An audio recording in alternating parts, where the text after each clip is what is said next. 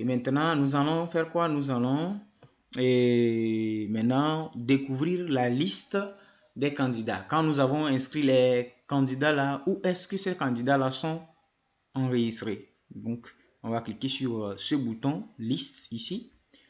Et voilà. Donc, voilà. Comment l'appelle-t-on? Les candidats que nous avons inscrits avec notre formulaire de saisie, d'inscription. Les voilà. Donc ici, une fois que vous saisissez les informations des candidats, ils seront amenés ici et classés par ordre alphabétique en même temps. Vous pouvez, sur le formulaire, vous pouvez commencer par les noms commençant par Y ou bien par tel mélangé sur le formulaire. Mais ici, ils seront classés par ordre alphabétique automatiquement. Je ne sais pas si vous me suivez ou bien vous me comprenez. Donc voilà, c'est ici que les candidats seront enregistrés avec succès. Maintenant, à côté ici, vous allez voir qu'il y a les numéros matricules. Les numéros matricules, on ne les avait pas attribués sur le formulaire, mais ici. Donc, moi, j'ai essayé de mettre un nombre pour le numéro matricule, numéro de table plutôt. Donc, si vous voulez modifier, vous voulez modifier les numéros de table à chaque utilisation du fichier de différents examens, vous voulez changer les numéros de table pour que les enfants ne gardent pas les choses en tête ou bien les correcteurs ne gardent pas les numéros en tête pour pouvoir coller les notes aux enfants. Bon, je ne dis pas que ça se fait, mais bon, ça peut se faire. Venez dans la première cellule du numéro de table ici et vous effacez le numéro là comme ça. Vous voyez? Donc, qu'est-ce que vous allez faire? Vous allez saisir, par exemple, un nombre que vous-même vous voulez. Hein? Saisissez un nombre, c'est-à-dire un numéro de table que vous voulez prendre pour commencer et le numéro de table du centre. Donc, je vais prendre par exemple 12 101. Donc, je vais saisir dans la première. Qu'est-ce que j'ai dit? 12 101. C'est ça, non? Ok, c'est ça. 12 101. Alors, je fais entrer. Voilà. Donc, quand vous faites entrer en même temps, vous allez voir que les autres seront modifiés automatiquement. Donc, vous avez besoin seulement de changer ce qui est ici. Ne venez pas changer ce qui est ici. Parce que ce qui est ici, c'est différent. C'est une formule que j'ai mis qui permet de tenir compte du premier numéro de table pour attribuer les numéros de table aux autres. So, voyez. Donc, c'est ça. Alors, on continue. Nous allons sortir de la liste des candidats.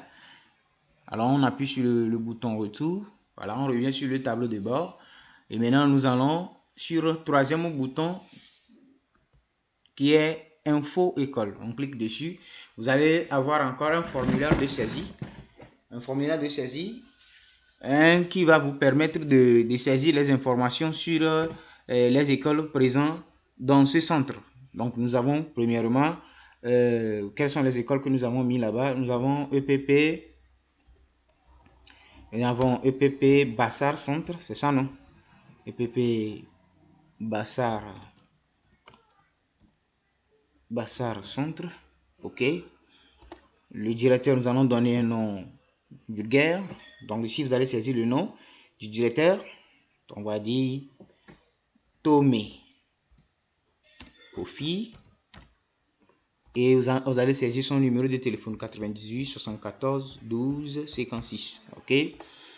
Vous faites entrer et encore entrer. Il est enregistré. Ok.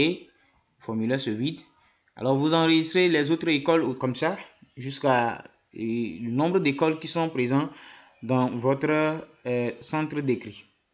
Alors nous avons aussi EPP COSA et EPP COSA Centre. EPP COSA Centre. Le directeur s'appelle Kumako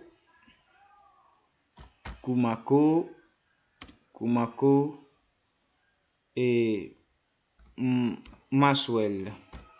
On va dire comme ça, Maxwell.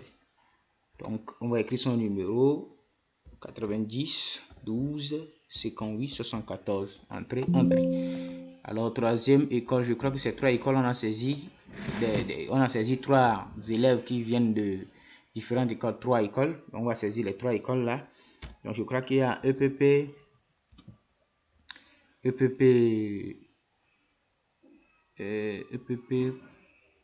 je vois un instant, la liste. EPP Nandouta, ok.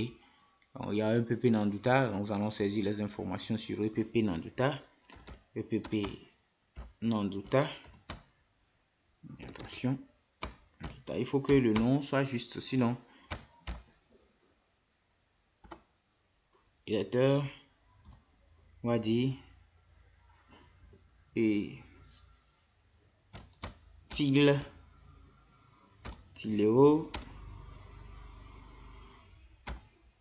Margarita.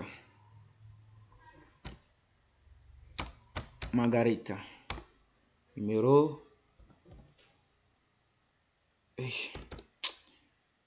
92, 56, 84, 71. Ok. Voilà. Donc voilà, on a fini de... Bon, c'est le nombre d'écoles qu'on a essayé d'inscrire. Donc on va renseigner les 3 là. C'est bon comme ça. Et on sort. Maintenant, on revient au niveau... on va sur le 4e bouton qui est les 10 premiers. Les 10 premiers. Bon, au fait, on va laisser ça d'abord. On va aller au niveau des salles. On a inscrit les candidats. On a vu la liste. On a mis les infos de l'école. Alors, nous allons rapidement voir comment les candidats sont répartis dans les salles. On n'a pas saisi beaucoup de noms. Donc, je crois qu'il y aura seulement la salle numéro 1 qui sera remplie de 3 noms là. Alors, voilà. Nous allons remonter. Ici. Ok, voilà.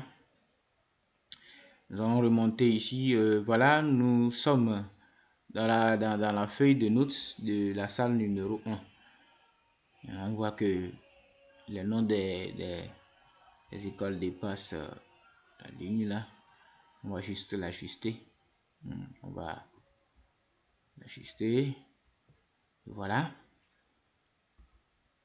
Bien. Alors ici maintenant, voilà les éléments que nous avons inscrits à cet examen de CPD blanc. Est-ce que vous voyez? Donc, les choses là ne sont pas modifiées. Bon, allons-y. Après, nous allons régler ce problème-là ici. Bien, revenons ici. Et comment l'appelle-t-on? Voilà, la salle numéro 1 est répartie comme suit. Les candidats que nous avons inscrits, ils sont classés par ordre alphabétique et répartis dans les salles.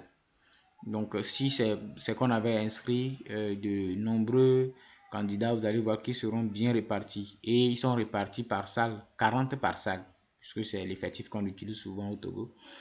C'est 40 par salle. Donc, voilà. Nous allons découvrir d'autres salles rapidement et revenir ici travailler. Alors, retour.